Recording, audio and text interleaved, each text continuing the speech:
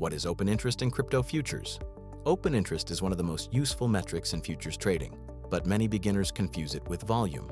Volume shows how much trading happened during a period of time. Open interest shows how many futures positions are still open, so the simple idea is this. Volume is trading activity.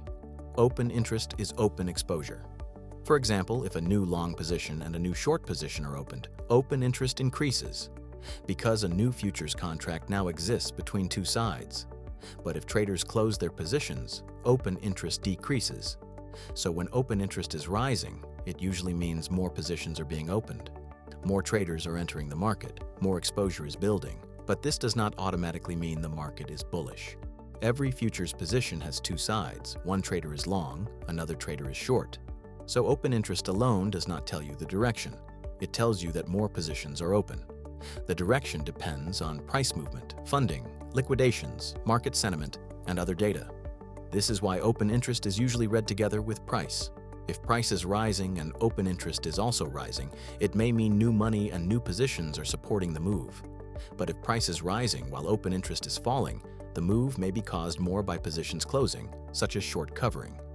If price is falling and open interest is rising, it may mean new short positions are entering, or more aggressive futures positioning is building. But if price is falling while open interest is falling, it may mean positions are being closed, long traders are exiting, or liquidations are happening. So open interest is not a simple buy or sell signal. It is a market pressure indicator. It helps show whether futures positions are building up or being reduced. This becomes very important when leverage is high. High open interest means many positions are open. If the market suddenly moves against those positions, stop losses and liquidations can trigger fast moves. That is why big changes in open interest can sometimes come before strong volatility. So the simplest way to remember it is this. Volume tells you how much trading happened. Open interest tells you how many positions are still open.